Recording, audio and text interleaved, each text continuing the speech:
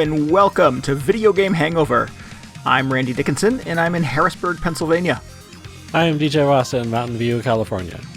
Each week on Video Game Hangover, we talk about the games that have been keeping us up at night. This week, that list includes Trials of Mana, Lapis X Labyrinth, and Assemble with Care. Plus, at least one of us is done with Kentucky Route Zero. It's me. Oh, okay. I was like, I don't remember finishing that. Were you wondering if it was you? I don't think it's me. No. I mean, you might be done with Kentucky Route Zero, depending on... Be done with it. I'm not done with it. No. I am just taking my sweet time with it. Okay, you're sort of wandering the open road. Right. Yeah. I'm stuck. I ran out of gas. I don't know how to continue in that game. You can't. You gotta start over. Gotta call AAA. But isn't that game... Actually, I guess AAA was been around for a while. I thought that game took place in, like, the recent past or somewhere. I don't know. It's hard to tell. Nobody has a cell phone. But there is some technology in it that feels like modern-ish. I mean, the game started 7 years ago, so... Right. Yeah. AAA was at least around 7 years ago. At the very least, yes. Yeah. But more of that. We'll come back to that later. Yeah. Speaking of modern technology, big RIP to HQ Trivia this week. Shut down very unceremoniously. Did you hear about this? I did hear it was shut down, and I heard that the final show was a bit of a shit show. I tried to watch some of it because apparently everybody was really drunk. Yes, and swearing a lot. Yeah, that seemed accurate. That's how I would go out. Yeah, maybe a little sad. I don't think I ever talked about it on here, but HQ Trivia was like a huge thing a few years ago. Like everybody at work would just gather around the lunch table and play it. And it was great. Oh, really? Yeah. I know it was a bit of a viral thing, but I don't know. I never got into it. Really? Never? Never. No, and I like trivia. I enjoy a good trivia. But no, never. I don't know. Maybe not even like one of the knockoffs or anything? No, the hook was like it was scheduled, right? You had like a specific game time you had to show up for. Yeah. Yeah. So that happened to be around lunchtime. Around lunch for you? Yeah. West Coast, so that worked out very well. What was that game show that was on Xbox for a while that was like a live? Like 1 versus 100? 1 versus 100. That was the first thing that popped into my brain too, yeah. Yeah. I was completely missed out on that. I never got a chance to play that. That was my jam. That always really fascinated me because it was really weird and unique and definitely ahead of its time because it was also another like live scheduled thing. Right. And you could win like real prizes. In this case, it was Xbox Live points and stuff like that. Yeah. Yeah. But anyway, sorry. HQ Trivia. Yeah. Just made me sad because after I left that job, I didn't really play it anymore. And since then, I think they had, they had tried to develop it into spin-off shows or mix up the formula a little bit. Sounds like there was some drama at the parent company. Yeah. There was a big rule change I heard a little while ago that kind of cost them a lot of viewers. I've read a lot about it a bit about it over the last 24 hours or so since the final flaming wreck of an episode. But never quite my thing. So I guess I don't have anything invested there. Yeah. It started out to me like I watched a few of my coworkers playing it and I was just like, this looks like the stupidest thing. What are you doing? And the more I watched it, I was like, wait a minute, this actually seems kind of cool. And then I tried it out and was like super into it. Yeah. It seems like one of those rare things that, I don't know, like a rare kind of new model or new use for technology in the smartphone era where people have like, well, you've had like trivia games and video chatting or streaming or all that stuff. What if we just crammed it all together and made this kind of weird, unique new thing? So that was kind of fascinating to me, even if it did also seem mildly dystopian that everybody at the appointed hour would gather around and just like stare at their phones. Like, oh, it's HQ time. Everybody look at the weird guy in a suit. Did you and your lunchtime buddies ever win? I won like $20 one time. Hey, all right. Which is, the prize money varied quite a bit depending on how many people made it to the final round. But we had this whole thing where like 10 or 15 of us would gather around the table and try and confer on what the correct answer was. And when we didn't know, it would be like, okay, this side of the table, you pick the first one, this side picks the second one, and we'd have we divide it up a little bit. And in one of the games, I happened to make it to the final round. So purely because of luck, because I don't think anybody knew the answer to the final question, but came out ahead of it. Excellent. Anyway, I was just sad to see that it has, like I said, very unceremoniously just disappeared. Yeah. They ran out of money. There was something in the final episode, the host had to produce $5 of his own money to give somebody a prize. $5 whole. $5 whole, yeah. Well, I think it came out to like 0.09 cents per winner or something like that. Oh, good. Yeah. Don't spend it all at one place. You couldn't possibly. I always wondered how, what their business model was. Because they just gave away, I forget how much it was every episode. It was like a few $1,000s, I think. But it was like, how are they, they didn't have advertisers for a really long time. It was just very mysterious. One of those just, par for the course for one of these weird new tech companies. It's like, hey, we made a cool thing. It doesn't make any money, but it's real popular. Enter MoviePass. Oh, MoviePass, yeah. Yeah. This seems too good to be true. No, wait, it is too good to be true. Yeah. Know what else is too good to be true, DJ? What's that? We have a new highest grossing opening weekend for a video game movie ever. Oh, boy. A lot of qualifications there. Up to this point, what was the highest grossing video game movie? Well, opening weekend was Pikachu, Detective Pikachu. Oh, was it really? Oh, yeah. Last Pikachu. year. Yeah, knocked itself into the first place, knocking Tomb Raider, Lara Croft Tomb Raider, out of the top spot, which had held it for... The new one or the Angelina Jolie one? No, the Angelina Jolie one from the 90s. Yeah, it held on to that top spot for a very, very long time. That's impressive. Yeah, and then Detective Pikachu took it last year, and then just this weekend, what I'm referring to is Sonic the Hedgehog, obviously grabbing the top spot. Yeah. No more of that gross Sonic the Hedgehog. We got the real deal in theaters. Yeah, and it looks like it kind of worked out for him because I don't know if they would have made $60 million if it came out last October. So and looked like it did. So yeah. Did you go see it? I did not know. It's that's like an airplane movie for me. Like Detective Pikachu is where I saw. That's where I saw that on an airplane. So yeah, it's probably wait for a flight somewhere to catch that on the little screen in front of the TV in front of me. Yeah. Did you like Detective Pikachu? I did. I enjoyed it. Yeah, so that was fun. Oh. Yeah.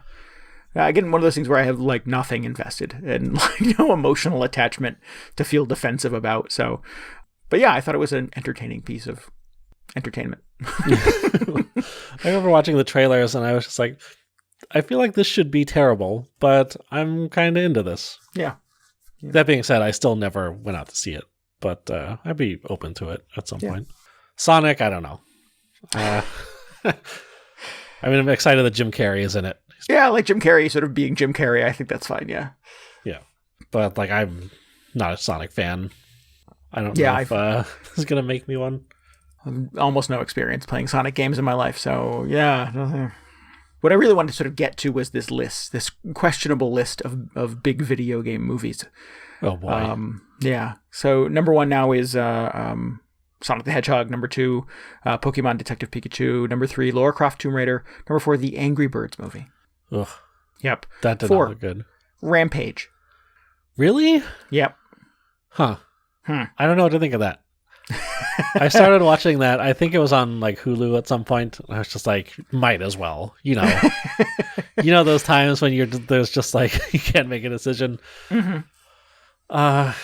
And it was it was just a dumb movie. I didn't watch the whole thing. Yeah. Maybe very that's loosely all I need to say. Related to being a video game movie, though. I did I feel like probably a lot of people who went and saw that did not realize that it was based on a video game. Yeah, I have to assume. Although I was at Dave & Buster's over the weekend, and they have, as these things go, they've updated Rampage to a big Dave & Buster's console. Oh, of course. 4 people can play, but it's that version of Rampage. With the weird new hairy monsters and, ultra HD city and, all of the fun and joy taken out of it. I should have at least watched it until, all the monsters showed up, because I only watched maybe half an hour, and I was just this is not doing anything for me. But I don't know, maybe it was really crazy. Mm-hmm.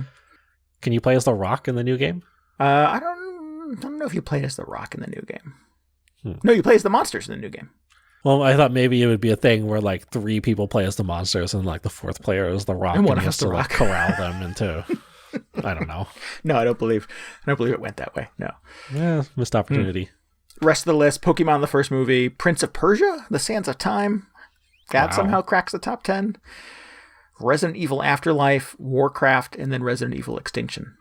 Man, they made a lot of those Resident Evil movies. There's a ton of them, yeah. I don't think I've seen a single movie on that list. I'm surprised. I've seen Lara Croft Tomb Raider, of course, but I saw a half-hour Rampage. That's all I got. Yeah.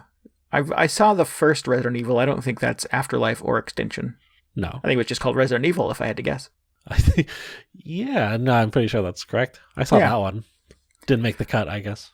I will generally watch anything with Mila Jovovich in it. Just not all the subsequent Resident Evil movies. That's just not enough to keep going back for more. No. That's all she's in. When you say I would watch anything with her in it, you're at this point you're mainly talking about Resident Evil movies. What else is there? Yeah, that's true. I was going to try to sort of argue with you on that, but I can't think of anything not Resident Evil related that she's been in lately. It was like she was in The Fifth Element and then just rest of her career Resident Evil. It's fine. There was that movie The Messenger where she was Joan of Arc. That was pretty good. Oh, I forgot about that. That was a long time ago. Was that directed by Paul W.S. Anderson? The same guy that did what? The Fifth Element, I think. Oh, really? I think so. Luc Besson? Yeah. Maybe that was his thing. He was like, finally, I've made an incredibly successful, weird sci-fi movie. I can finally direct the movie I've always wanted, which is... Now I would like $1 billion to make a Joan of Arc movie. Something about Joan of Arc. Yep. Huh. Yeah, directed by Luc Besson. Wow. 30% on Rotten Tomatoes. Whoa. Sorry, Joan. I remember that movie being not bad, but it was 1999. It was a different world. Yeah. Huh. Anyway, yeah. Yep. Going off into the rabbit hole of weird movies. Yep. This was Randy's Entertainment Minute. Yeah. Have there been any good video game movies? Like the first Resident Evil I thought was okay. Yeah, it's fine. Yeah. Other than that, I don't know. All the other ones that I've seen have been mainly for just camp value. Like, have you ever seen the Street Fighter movie? I've never seen this. No, I've never seen that. That one's worth watching just because it's terrible. Van Damme, right? Van Damme, Raul Julia. Raul Julia's final turning role. in his career performance. He is actually incredible in that movie. But it's not a good movie. No. Yeah. Surprised Mortal Kombat movies didn't make it onto this list. That's shocking to me, but those are not good movies either. Those are terrible. Yeah. Good soundtracks, though. Yeah. Again, 1990s Randy probably thought that was a really good thing. I'm not sure if 2020 Randy would agree, but no, I mean, Detective Pikachu is probably the only video game movie in recent memory where I could honestly step back and go, oh, it's not bad, actually. Yeah. Yeah, I'm struggling to come up with more examples because there was Super Mario Brothers. I know they made a lot of Pokemon movies, but besides that... Assassin's Creed? Oh, I didn't see that. Did you? Didn't either. No, I've never seen it. I forgot that came out, actually. Yeah, most people did. But anyway, how about current video games? What are you playing lately, DJ? What has been occupying your entertainment time lately? I'm playing a little everything. Yeah. I'm back on the Death Stranding kick. Just checking in, because I took a while off that game. There are always packages to deliver. Yeah. Well, I came back to it and I was just like, okay, I need to spend half an hour just remembering how to do things. Did you see the little action figure they're releasing that comes with a ton of stackable packages that you can put on his back? I might have caught a glimpse of that. Yeah. Yep. Got your pre-order in? Weird little Sam Reedus. Little figurine. chibi Norman Reedus. Yeah. Oh, no, that one. Yes, I did see that one. That was incredible, actually. I love it. Maybe I will order one. Probably not, but I do like that he is getting, what is it, the Nendoroid? Yes, I think you're right. Yeah, those things are super good. I feel like, I don't know how many like Western properties get that treatment. I know Death Stranding is not a Western property, but Norman Reedus very much is. Yeah, and I'm used to seeing those. They're like Zelda or like some anime character, but like Norman Reedus is a real guy. So that was fun to see. They made a Witcher one. Oh, did they? Yeah. Just a quick Google tells me that. It's not something that was on my radar, but looking at a picture of it. I do like that he comes with his packages. That's fun. Yes, I thought that was a nice touch. I don't know. So I'm probably like, I don't know. I mean, the reason that I'm getting back into all these other games is that the whole Monster Hunter Festival thing that I talked about a couple shows ago has ended. So I'm just like, what do I do now? How do I fill my days? Yeah, so I'm just like, oh, Death Stranding, perfect. But I didn't play a whole lot of that. I've been trying to figure out, I've been trying to cancel my Apple Arcade subscription because it is just like I just signed up when they launched it, whenever that was. Mm-hmm. And there was some cool stuff on it that I was playing, and then I just kind of, you know how it is with subscription services. They just fade away until you notice your credit card statement like 12 months later, and you're like, I'm still paying for this? Unbelievable. $10 a month? What? Yeah. Yeah. Thankfully, I think it's only $5. God, I hope it's only $5 a month. But you said trying to cancel, so you've not had any success in canceling it? Well, I was playing that NeoCab game, which I really liked, and I just got distracted by other stuff, maybe by Death Stranding. So I was just like, I need to go back and finish this. So I did. And I really enjoyed that game. Some of the other futuristic Uber driver. Right. Yes, I remember that. And that was good. So I recommend that again. I recommend playing it on other platforms besides Apple Arcade because it really drains my phone battery. This is just more and more tangents. Whenever this would pop up in a sale, because it's on like a bunch of other platforms. It's on the Switch even. It might be on PS4, Xbox.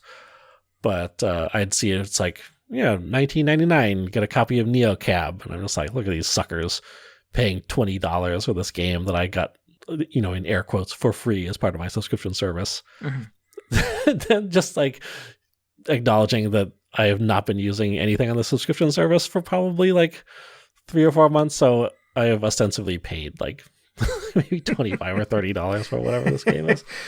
Look at these suckers. Yeah. But that was good. And I really just am at the point where like there's so much stuff on Apple Arcade. There actually are a lot of games that I want to check out, but I just can't deal with this many games on my plate at any time. So I'm just like, I should cancel this until I just really actually want to play something specific. But there was one more thing I want to check out before I canceled it, which was this game called Assemble with Care. This is by Us2 Games, who made, I believe, Monument Valley a few years ago. Right. Another popular mobile game. Mm-hmm. This is not like Monument Valley at all, really, because that one was kind of like a weird isometric kind of MZ Escher platform puzzle game. Mm-hmm. More of an experience, I think, which is kind of fun. But Assemble with Care is a game about fixing things. And those things usually include, it's like little devices like radios and, like a Game Boy or a watch. And you spend most of the game just taking these objects and taking them apart, putting all the pieces down on the table and trying to, solve little rudimentary puzzles about how to get the broken parts out and replace them with working parts, put everything back together in the right order, that kind of thing. That's kind of an interesting conceit for a puzzle game. Yeah, I thought it sounded cool. And plus, I like Monument Valley, so I just thought, I should give this a shot before I cancel my Apple Arcade. So I finished up NeoCab, and I went right over to this, and I started it up, and it is framed as this story of you play as this woman who has been like traveling around the world for a year, and kind of to pay her way around the world, she's been, working as like a fixer or whatever. Not like a mob fixer. That sounds very sinister, but somebody who just fixes stuff. So she shows up in this town, and it's like the last few days of her trip. So, she puts out her ads and everything. It's like, I'll fix whatever is broken. And so she gets a bunch of clients that way. But it ends up being framed in what I felt was just like the most like maudlin story about like reconnecting people. And, these sisters who haven't talked to each other in months or whatever. There's like all this discord, or this father who wants to be closer with his daughter. And, maybe by fixing these things, you can also repair our broken relationships. And I've just like kind of like my eyes are rolling out of my head the whole time between the actual like fixing sequences because, they're not like super intense puzzles. It feels almost more like a therapeutic thing where you lay out this device on the table and then take it apart and rotate it at all angles to see where the next screw you need to unscrew is or how exactly you need to insert this other piece. But then they're just like, as soon as you fix one up, it just goes back to the story mode, which I don't know. It just feels like this totally disconnected thing. I really wasn't that into it. But the actual kind of like taking stuff apart, I thought was kind of fun. That does sound like it would be compelling. And yes, it does sound like the spaces in between would be a little frustrating, if not sort of handled efficiently. I just thought it was like, I don't know. It seems like on some level the perfect thing to be on Apple Arcade because I feel like a lot of these, like Apple Arcade itself is not pitched at the like typical gamer. I don't think nobody's saying, hey, subscribe to Apple Arcade to play the latest like Call of Duty game or, Fortnite. Fortnite's already on there somewhere. but it's just kind of like, hey, maybe you have a phone, maybe you have an iPhone and you don't play a lot of video games. Now there's this new like curated service where you can play like games that are friendly to people who are not typically gamers, if that makes sense. So I feel like a lot of them are more trying to be these little experiences rather than, I don't know, what I'm looking for in a video game. Oh, I don't think it occurred to me that was their hook. Maybe unstated, but yeah. I guess I always sort of associated the Apple Arcade, and Google has a sort of variant on that too, was just kind of like the best of the best. It was a way of sort of cutting through some of the, I don't know, well, not some of, but all of the glut of options when opening up an eShop somewhere. I think I just got the impression that Apple Arcade was a way of, like you said, curating what the good stuff was out of that collection. Yeah, that's definitely some of the selling point. Yeah, it didn't occur to me that they had a specific type of gamer in mind when assembling that. I don't know if that was ever explicitly stated, but it certainly feels that way. Just looking at some of kind of what's on offer, observation based on what's on there. Yeah, I follow. Yeah, I mean, even stuff like NeoCab and what else was I playing on there? There's like a game just about rearranging famous works of literature, which I don't know. It's just kind of a weird little distraction. Right. I guess that's all a game really needs to be, but sure. Particularly they're definitely kind of like featuring certain types of games. Gotcha. But anyway, Assemble with Care. I had a decently good time with it. if the the story was a little bit silly, but I like just kind of zoning out and taking stuff apart for a while. Because of this one, it makes it very easy. I don't think there's any way you can like fail one of the like projects that it gives you. Like you can't just put something together the wrong way, which has been my experience whenever I try and take anything in real life apart. I have all these parts left over. Yeah, I disassembled my computer last year, and I thought I was just being so meticulous about like I should take pictures of it from every possible angle before I take it apart. So this is just completely foolproof.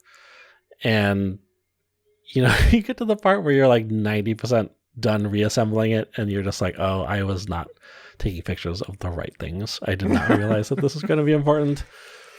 So in that sense, that was not really a thing that happened in this game. That was a huge relief. I was just like, why can't anything be like, or why can't all my real life projects turn out this way? Is there some challenge in it though, or is that not its objective?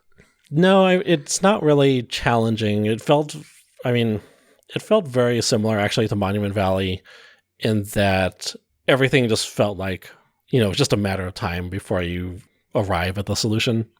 Gotcha. Because in that game, you just kind of wander around and you'd have to like, what do you have to do in that game? You kind of navigate through a bunch of optical illusions. Right. And trying to figure out which door takes you to the correct exit or whatever.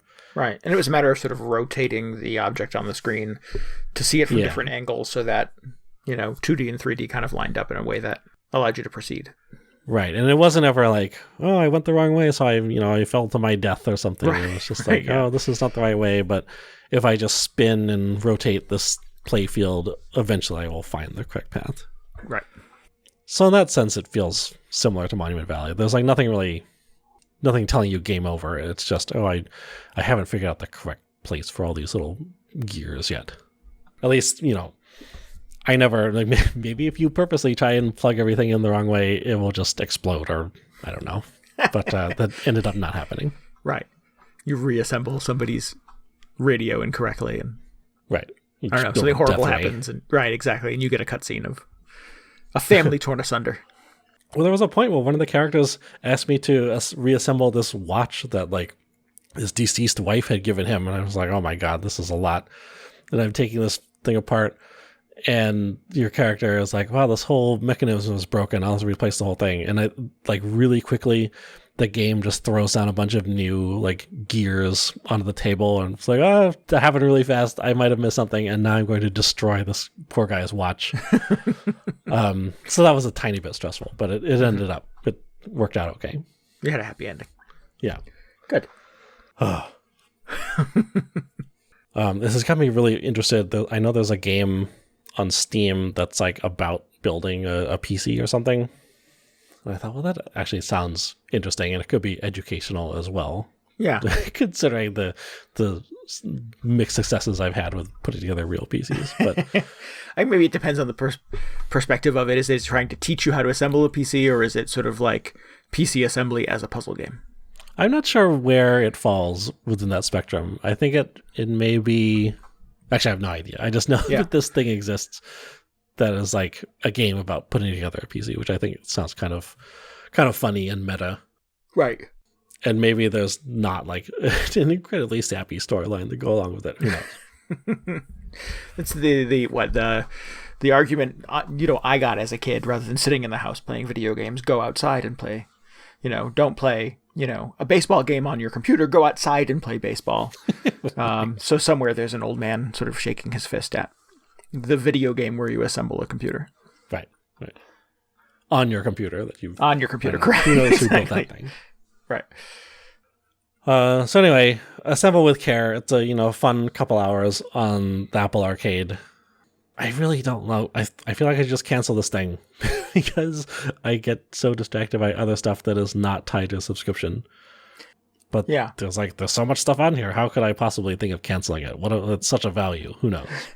There have been a number of games that I've heard excitement about lately that I'm like, oh, cool, I should play that. And it turns out they are Apple Arcade exclusives. Mm-hmm. And the only iOS device I have is my phone for work, which I'm not going to load up with video games and, subscribe to a bunch of things on. So yeah, I feel a little bummed that there is a lot of kind of interesting games being collected under that umbrella that now I don't have access to in any way. Mm-hmm. That's something that kind of bugs me, is that as far as I know, I don't know. I don't think you can buy just like NeoCab or something, one of these Apple Arcade games a la carte on the App Store. They're just like, you have to have the Apple Arcade subscription. And it's like not expensive. As I said, I think it's like $5 a month. And I think they even have a thing now where you can get a year for $50. But, maybe I just want to play one game on there. maybe I only want to play Assemble with Care. It's going to take me like a couple hours. I don't want to have a whole month of this hanging over my head. Yeah. No, I don't. Yeah. There's, I'm sorry, I Googled best games on Apple Arcade, and I'm looking at this list going, yep, those are all the ones I wanted to play. There's the Jenny LeClue Detective Vu, which I've been following for a while. Cardpocalypse. Where's the other one? Tangle Tower. I've heard good things about. Yep, those are all downloaded on my phone at this moment. The Artful Escape of Francis Vendetti, but I think that's coming to other stuff. Yeah, a lot of these are on other platforms, so I think that is some consolation. Yeah. I'm going to stop looking now because it's just making me sad. And I don't want to have to buy an iPad to play these games. I was going to say, the iPads are pretty cheap these days. Yeah. I'm going to take the money I was going to spend on my Google Stadia and just detour it into an iPad. Did you cancel that thing already? I canceled. Yeah, I canceled it before it even shipped. So I was not. I have no money down on that, but I'm intrigued by it. But it's not there yet. Obviously, it has essentially disappeared off the face of the earth. Yeah. Weird. So I have a sort of quasi-related experience with wrapping up Kentucky Route Zero, which I enjoyed. I really, really liked. And once I got to the end, I was talking last week about, geez, I really hope this kind of brings it together, kind of sticks the landing. And I was satisfied by how it wrapped up. And I kind of put the Switch down afterwards and scratched my chin pensively and kind of thought about it. And then I did some reading about what other people had written about it. The Wired magazine, which I think is not a magazine anymore, it's probably just a website, has a really good piece on now that Kentucky Route Zero is done, what does it mean? And some really good interviews with the development team behind it and what their intent was when they started it versus how it ended and stuff. So I will link to that if you've finished Kentucky Route Zero and want to read that piece. It's really good. If you're not interested in Kentucky Route Zero, it's full of spoilers, so please feel free to read it and be intrigued by sort of the production and assembly of this really interesting game. So I enjoyed my journey there, but man, episode 4 was really hard to get through. I've heard things on episode 4, which is kind of weird because everybody talks about this game in such, nebulous ways. They're just like, they don't really give any detail on it, but for some reason I knew nobody, or a lot of people were not fans of episode 4. I echo that. I think it's sly in that the Kentucky Route Zero as a whole sort of starts off as this little thing, this little story of this old man who delivers antiques, and he's out for one sort of final delivery, and it's going to take him down this mysterious Kentucky Route Zero, which he can't seem to find the entrance to, and it's a secret highway essentially through Kentucky, and he meets kind of an interesting cast of characters along the way, and it could be entertaining just as that. But as you play through it, you realize there's much more to it, and there's parallels to real world events, and a little subtext about kind of the death of the American dream, or the cost of the American dream, and death plays a big part in kind of the final couple acts, and there's much more to it in the end than when it started, which is, you kind of want that. I think I kind of want that from a piece of entertainment, but man, episode 4 just goes so far up its own butt. You really just defied me to quit it, because you're on the highway at this point. I'm gonna keep it spoiler free, and you're making a lot of stops along the way, and you as the player can determine where you stop, and you choose to sort of stay on board or get off and socialize, or stay on and do things, explore, talk to the people who choose to stay on board with you, because you have a whole sort of traveling caravan of characters that you're working with, and I feel like you have a lot more agency in kind of how these interactions and stuff kind of play out later in the game, and every single character, every single stop, everybody you bump into, the waitress at the restaurant, the bartender at the bar, has a story. And they have a lot of stories. And when they're telling you their story, they reference another person they knew, and that person, of course, has a story too. And it's just dialogue. And I am not ashamed to admit, at some point, I just kept hammering the X button to get through it, because I don't care anymore. You're losing me, Kentucky Route Zero. You need to bring it back home. And I thought that was kind of the appeal of Act 1, at least. It felt like it initially, but then at some point it just becomes so much. There's just too much of it. Yeah, and these are not people you're traveling with. These are not people that appear to be sort of incidental to your experience and where the game is going. It's just noise from the outside. And I don't know, there's something to be said for, if you're a traveler, knowing the people that you're interacting with. I think people tend to. My stepdad is infamously within the family a douchebag to people in the service industry, and it's embarrassing to be in public with him, because he's shitty to waiters, he's shitty to waitresses, he's mean to people in hotels, and I've bitched at him a lot about it in my life, and I don't think that's cool. So I try to be really cool to people who are in service industry. I work in retail. I get that a little bit. So maybe there's some lesson there in sort of being patient with people who are in the service industry and listening to their stories and indulging them, their interactions. But at some point that patience runs out. And that point is episode 4 for me, because I just could not tolerate it anymore. So when it ended, I was very happy. And then there was a little interstitial, which was interesting, the little in-between intermission episode. And then on to episode 5, the final episode, which was beautiful and brilliant and sad and kind of lyrical and just brought it all together in a way that I was super satisfied with. Okay, so I got back on track. Back on track, back on the highway, yeah. But I'm telling you, DJ, episode 4 is going to be tough. Okay. I know you're not quite there yet, but hang in there. All right. It's worth the journey. I will get there someday. I still have not started Act 2, just because, like I was saying, I'm in the middle of a bunch of other stuff. Also, I'm trying to, space out my playtime with this game a little bit. Yeah, that's fair. But good to know. Thanks for the heads up. Yep. But despite that sort of meandering explanation of my time with Kentucky Route Zero, overall, I really enjoyed it.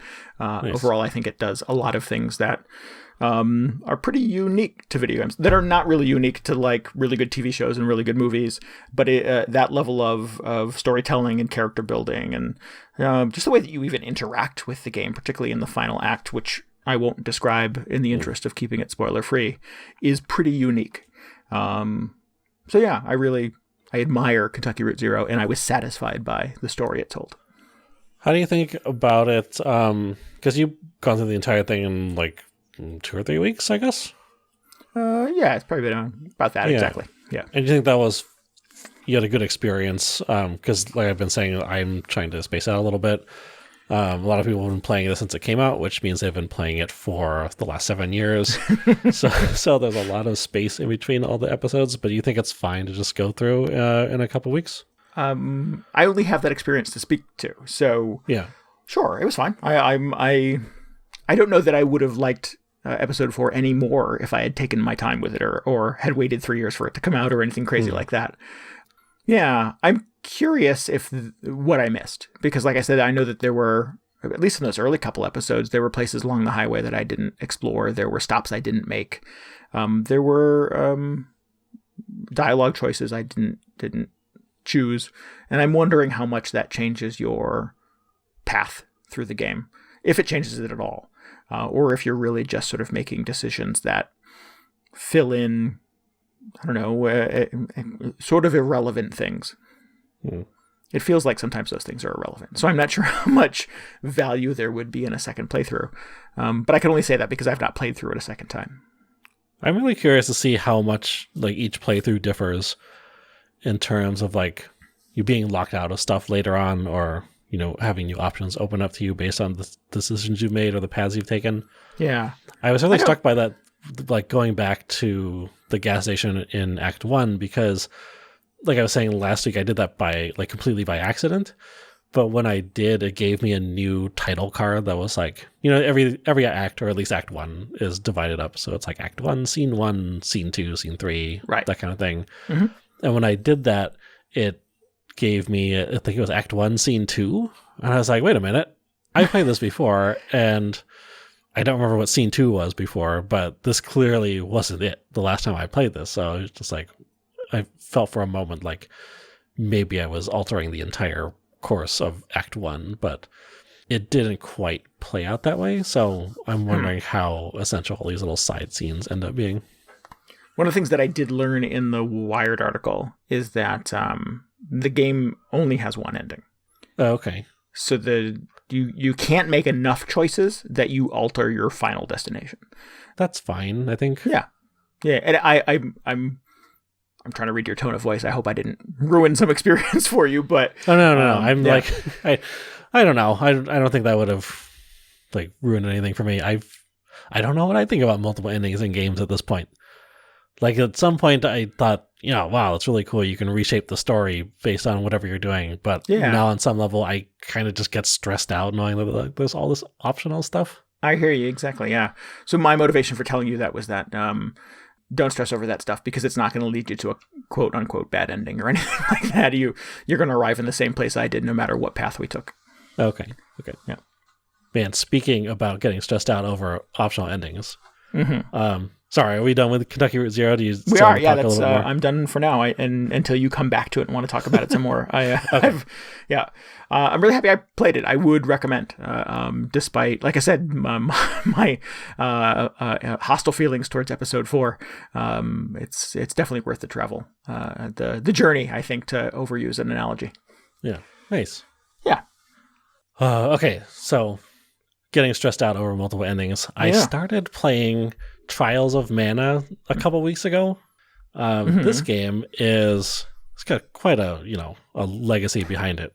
It is the sequel to a Super NES RPG called Secret of Mana, one of my favorite games of all time, I think.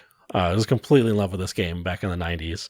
And I forget how I learned about this originally, but they made a sequel to Secret of Mana, and it only came out in Japan.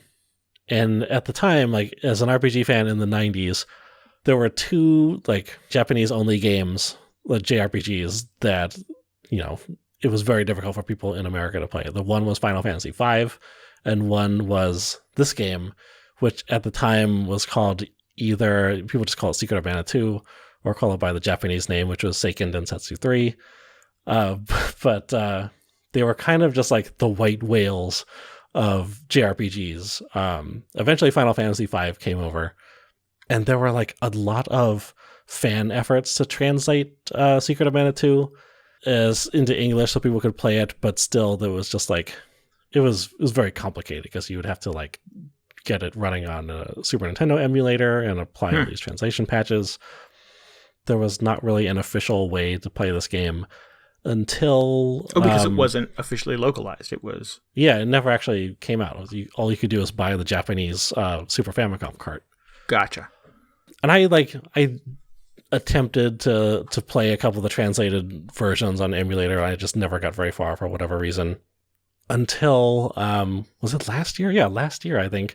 They kind of just announced that they were going to release an English translation of this for that, the Collection of Mana game on Nintendo Switch. I actually don't know if it came out to any other platforms. But it was a total shock because it was like, when did this originally come out? Like it was in the mid 90s. So, 20, 25 years later, it finally is out officially with an English translation. I decided I'd better give it a try because I've been waiting long enough. Now is your time. Yeah. So I started it up, and the first thing it makes you do is pick 3. You have to like pick your party members, which is very different than how Secret of Mana worked. And like all of this information has been available since like 1994 or 5 or whenever this originally came out. So I don't know why I haven't just spent the last 2 decades preparing myself mentally with my party choices and everything. That sounds like something you would do too, actually. It does. Like, someday if this game ever comes out in English, I'm already going to know exactly the sequence of buttons to push to be able to play this.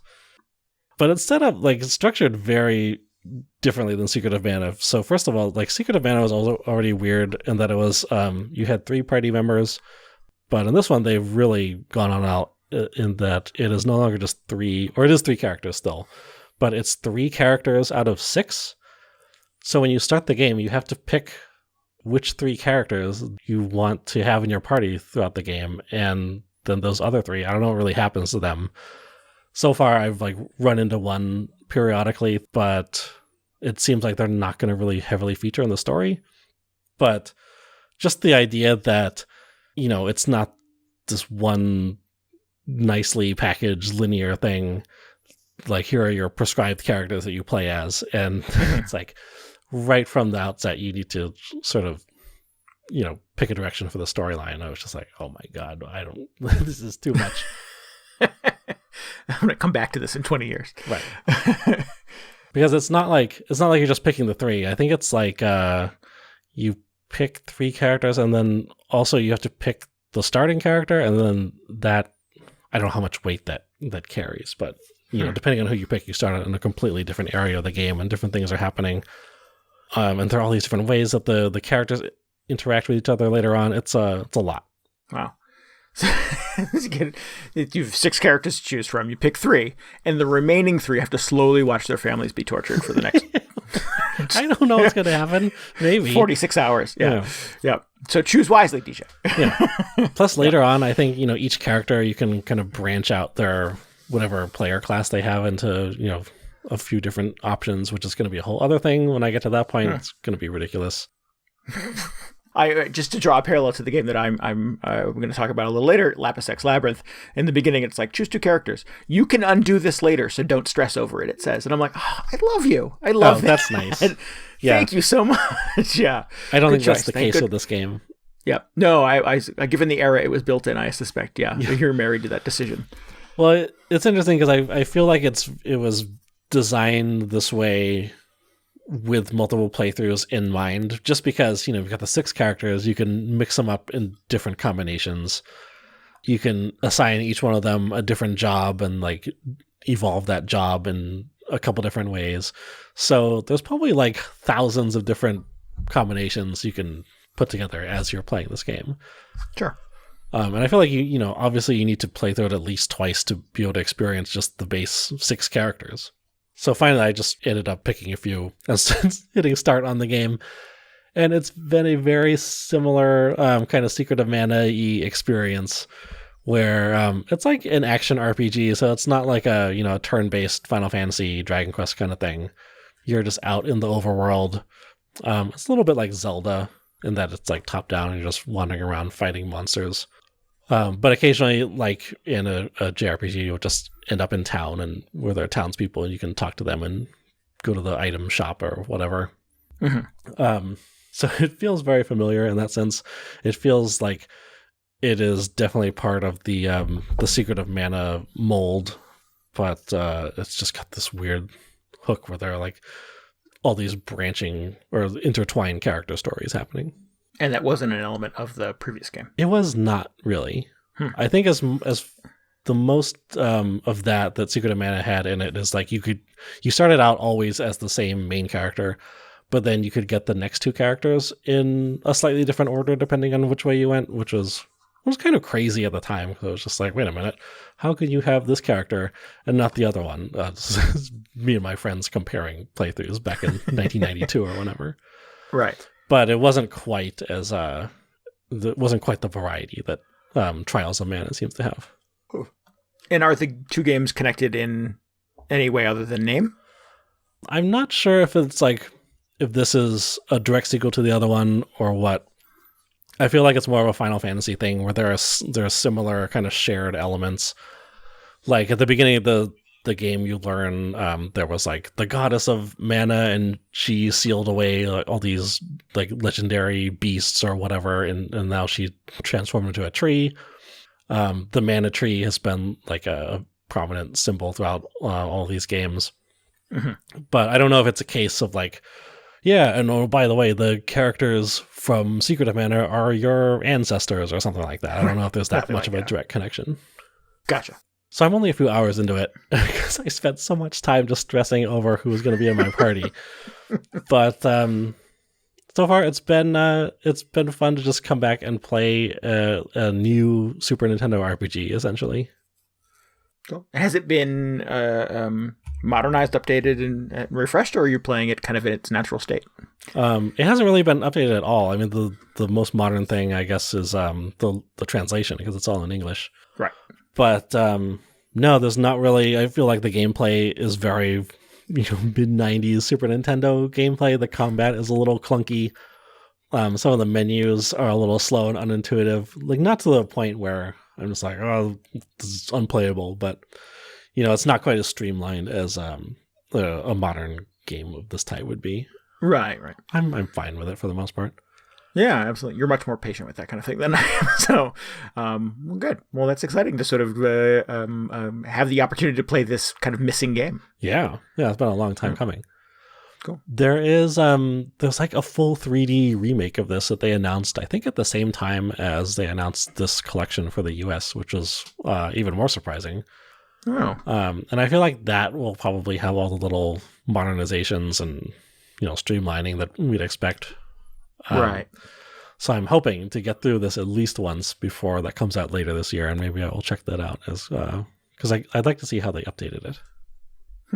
Man, it has been weird playing this though, because like I said, it was just unobtainable in the 90s. But I did have the soundtrack, so I've probably listened to that soundtrack like hundreds of times, just completely context free. So hearing it again as I'm playing this game, I'm just like, oh, this is where this song comes from. And oh, this was like the town theme, and this was the cave theme. It's really just a weird experience, just suddenly making these connections to like what all this music came from. That's funny. I can't think of a situation where I got the soundtrack to a video game before the video game. It's usually one inspires the other, and it's generally game first. Yeah. I've done that in a few cases. Usually just for like really kind of standout soundtracks. Like I listened to the Nier soundtrack a lot before ever playing that game. Mm-hmm. There are a few other cases, but Trials of Mana definitely one of the most notable because I've been listening to that soundtrack. I don't think it has left like my iPod or whatever for, I don't know, however long I've had an iPod. I've just never played the game that it belonged to. Excellent. Cool. So the game that I want to talk about here to wrap up my week is Lapis X Labyrinth. This is a very wacky little game. I had read some reviews of this I think last year when it came out, and it was one of those things that came out for $60, and I'm like, sounds like fun, but probably not a $60 purchase for me. It got a pretty big discount over the holidays, and I remember grabbing it in the Switchy shop and downloading it. And I'm kind of in this place now where I'm going through my PS4, going through my 3DS, going through my Switch, and going, oh, I have all these games I've never played, and I've got a little bit of time and really nothing else I'm kind of committed to at this point in terms of games. So I bought all these games and put them on my Switch. Weird. What a dummy. Yeah. So I launched Lapis X Labyrinth, and it's fun. It's a weird, very weird little game. It's got a lot of kind of disparate parts, and that it's very much sort of the structure of a JRPG, and that you assemble a party and you venture into a little town, and there's a shop, and there's a weapon shop, there's a little restaurant where you can get power-ups and buffs and stuff like that, and there's a dojo where you can train and learn new fighting techniques, and then you go into the labyrinth and you fight monsters. But rather than being sort of your standard turn-based fare, it's essentially a dungeon brawler where you just...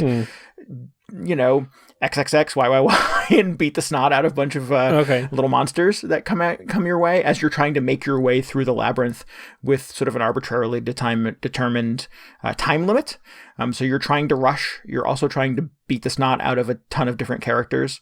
You have 4 characters that you kind of control simultaneously, and it's kind of cute, actually. They stack on top of each other. Oh, that's so goofy. You see the full body of character 1 and just the heads of characters 2, 3, and 4 stacked up on top of him. And you tap the shoulder button to rotate until he goes on cooldown, and then you rotate the next one. Or you need somebody who's good on defense, or you need a heavy, and then you rotate to that character and use them until they go on cooldown. That's funny. It's kind of cute and unique. So it's not like they're all like in your party, or they're not like on the playfield doing stuff at the same time. It's just you have the one main character. Correct. Yeah, you play as whoever the main is, whoever the full body depiction is, and meanwhile the remaining 3 heads are stacked on top of his head or her head, waiting for their turn to shine.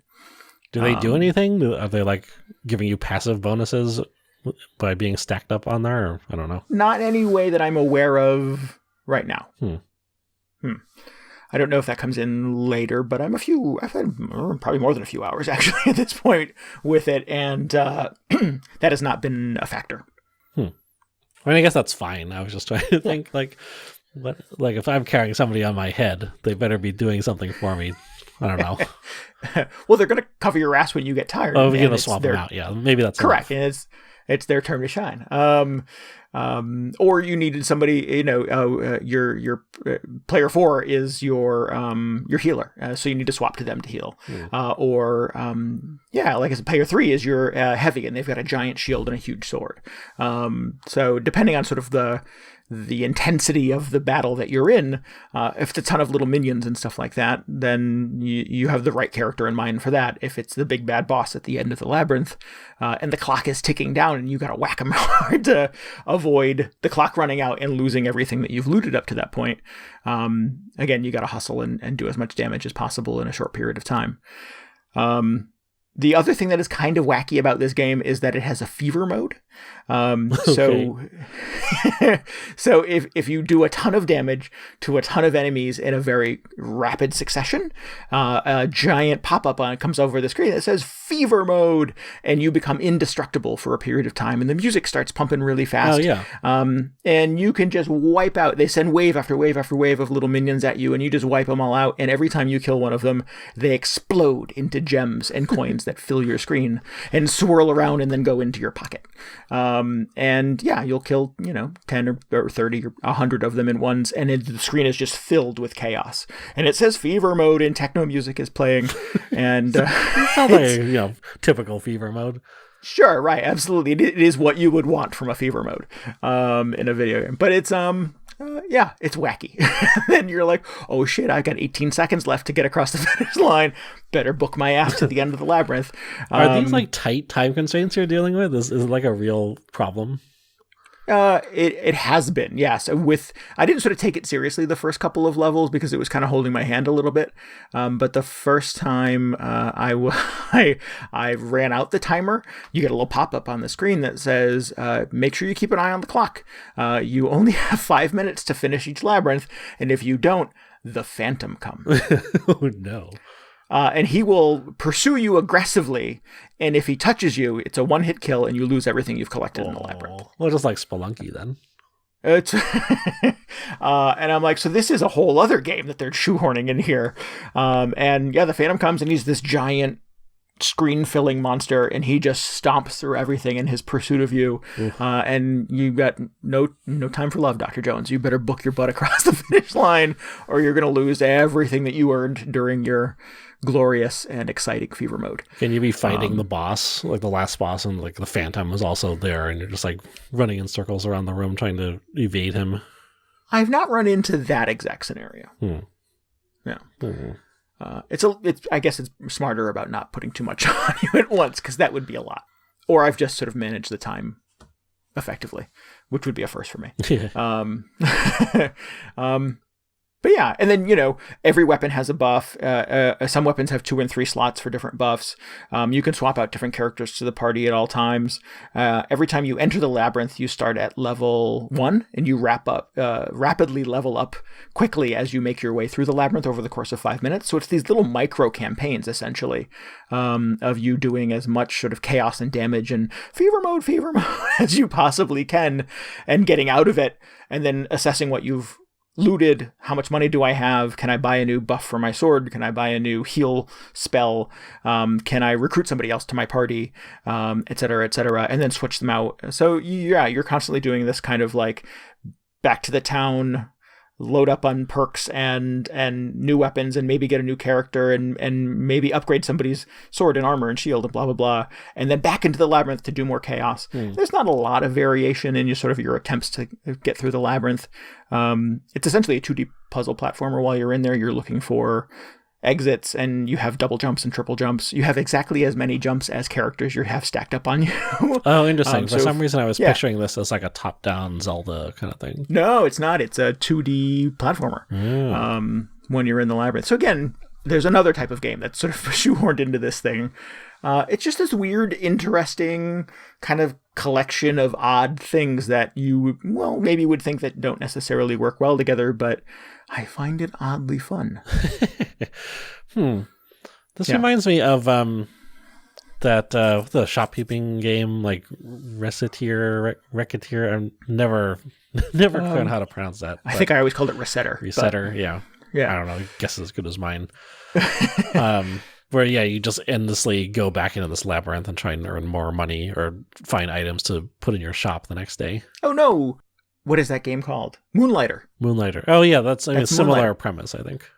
A little. In the hook of Moonlighter is that you run a shop during the day, and at night you venture into the labyrinth, kill a bunch of monsters, pick up a bunch of treasure to bring back to your shop to sell to other explorers during the course of the day. So you're doing dungeon crawling and shopkeeping. There's really no shopkeeping. You're really just sort of min-maxing all of your stats and trying to get the best sword you can get. And, oh, here's a cool sword, and it's got 2 little perk slots I can put in it. And the little gems that you pick up in the Labyrinth have benefits that give you additional damage or will heal you every time you kill a monster or things like that. So there's a little bit of Borderlands in there. So is there like a central story, or are you just trying to strengthen yourself up so you can tackle progressively more difficult labyrinths, or what? There's a slight story in that the town has fallen on hard times because our explorers aren't coming to the Labyrinth anymore. So they're all very happy to see you. And they're very happy when you come out of the Labyrinth and can do commerce with them and support the town. Imagine if like the tourist attraction for wherever you live is just a dangerous labyrinth. And it's like, why aren't people coming here anymore? I don't know. Well, you get the wisely old mayor at the beginning is like, people don't seem to want to come into the Labyrinth anymore. And I'm like, because it's dangerous. Yeah. Why would you even think that to begin with? It's not Disneyland in there. So, I wouldn't necessarily call it a story so much as a scenario. Okay. But yeah, cute characters, very cute artwork. Fever mode's a ton of fun. You definitely want to stick around for fever mode. But yeah, it's light. It's not a Persona Trials of Mana kind of RPG experience. It's hacky slashy, dungeon crawling, good time. And then, how far can I level these guys up before I try it again? It's kind of cool. I'm always like, kind of in the back of my head, just looking for a game like this, because I really like that Resetter game. And I was just like, well, I wonder if I'm missing out on a bunch of other games like this. Like, what if I could just have the dungeon crawling part and not so much the shopkeeping aspect? Right. Yeah. I like Moonlighter because I like that little duality. And there was a lot of kind of work that had to go into kind of understanding the economy and getting the prices right on the stuff in your shop. Mm-hmm. I find that oddly compelling. That's probably the Animal Crossing player in me. But yeah, maybe I would have to look into the Recettear. We're going to have to figure out what that game is called. I don't know if that would be your thing. It's very anime. Yeah. I don't know. I was actually thinking, like, sometimes I just want to go into a dungeon and smack stuff up. Like in Trials of Mana, even though I'm saying the combat is a little clunky starting out, it kind of bugs me. Like, you'll go onto a screen and there'll be like 2 enemies on it. And like, that's it. And I just think to myself, I could deal with more than just 2 little bats running around. Like, where's the room that just has like 50 guys in it? And we'll see how I deal with that. Yeah. I don't play a lot of brawlers. I like turn-based. I'm generally not into hacky slashy kind of games. So the speed of it can be a lot. And there's a lot of sort of visual noise on the screen. So you're just trying to figure out, like, did I kill everybody? Can the gems go away for a second so I can figure out if that guy's going to kill me? It's a lot of visual stimulation. And I like the pace of a turn-based RPG because you can kind of like sit back, plan your next move, be very deliberate about your choices. And there's not a lot of time for that in Lapis X Labyrinth. You are moving quickly. Everything's happening fast. Fever mode is happening. And you're really just you're indestructible during that. So that's just fun. But yeah, it is a lot of input to process. And there's not a lot of like carefully plotting your next move. That's funny because that was one of the things that initially like really drew me into Secret of Mana. Like, all I had played really was like Dragon Quest and Final Fantasy up to that point, which are both turn-based.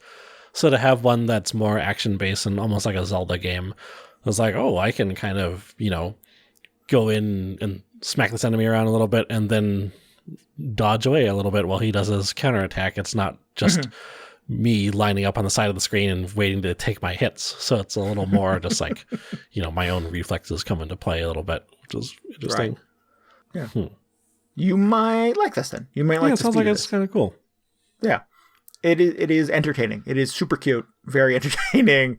And it has that kind of like force feedback that I like about games like SteamWorld Dig, where go below surface, do the thing, collect some money, come back to the top, spend some money in the town, level up, go back, do it again. Oh, okay. Well, as soon as you said SteamWorld Dig, I'm out. Oh, sorry. Also, I keep thinking, like, as much as you said this, I still think, like, the picture in my head is like a top-down Zelda thing. I don't know how well I do with like a side-scrolling platformer. Yeah. But I don't know. Maybe I'll give it a shot. Look up some video. Maybe your thing. Maybe not your thing. At least look for some video of fever mode, because that's just ridiculous. Telling you, fever mode's where it's at. But yeah, that is Lapis X Labyrinth. Nice. Yeah. We're going to wrap this thing up. I do want to mention, because I keep forgetting at the top of the show, that I'm going to be in Boston soon, next week, actually, starting February 26th. I'm heading out there for PAX East. So if you are within the sound of my voice and you are going to Boston for PAX East as well, definitely find me on social media. I am at Randy_Rect on Twitter. You can also hit us up on at VGHangover. I will get the message either way. And if you want to link up and play some video games together, definitely find me at PAX East. Nice. Yeah. Yeah, should be good. Sorry, I can't make it this year. I'm a little sorry too. Yeah, absolutely. But sounds very cold though. It is. Yeah, Boston always delivers on that. Yeah. At least in if nothing February, else, anyway. then Yeah. it'll be very cold. Yeah. All this beautiful history, but all anybody can talk about is how freaking cold it is. But yeah, I'm going to play some video games, and I will come back and tell you all about them. Nice. In the meantime, if you need any more video game hangover in your brain, you should definitely join our Discord. You will end up in our little community there talking about video games. Yeah. Yeah. And anything else that sort of tickles our fancy. Yeah. What are we talking about this week? More Animal Crossing. Animal Crossing memes. Yeah. What else? Really, it's just, I mean, you just have to prepare yourself for Animal Crossing stuff at this point. We will get back to talking about other stuff after the dust settles a little bit. Man, people are like freaking out that there hasn't been a Nintendo Direct in a while. This Nintendo Direct situation is getting dire, yeah. Yeah, I wasn't really aware of it until somebody pointed out that it is, apparently it's like the longest span they've gone without doing a Nintendo Direct since they started doing them. Yep. Which was like, what's going on? And I mean, depending on who you follow on Twitter, if you follow Nintwindo of...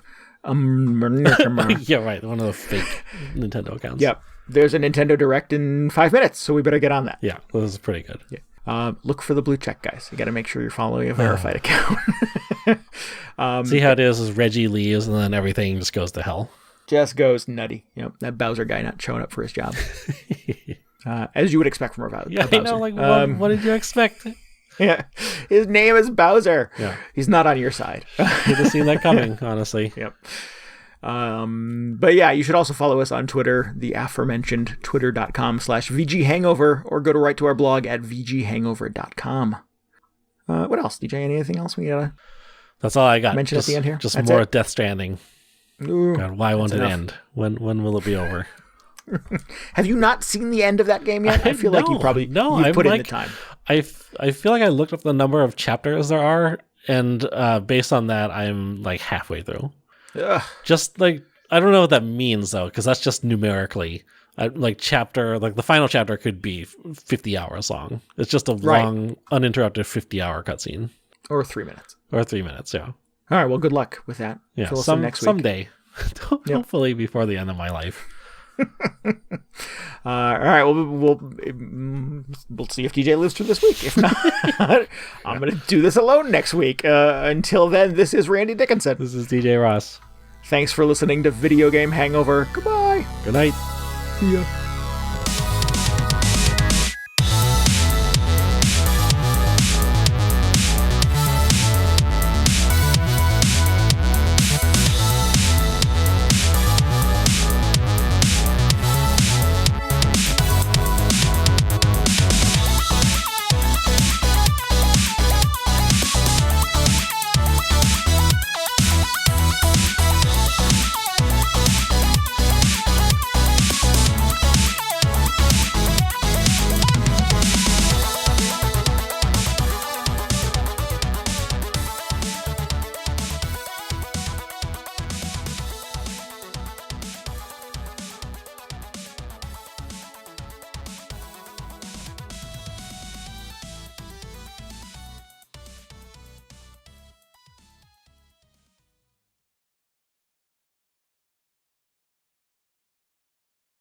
Sonic the Hedgehog.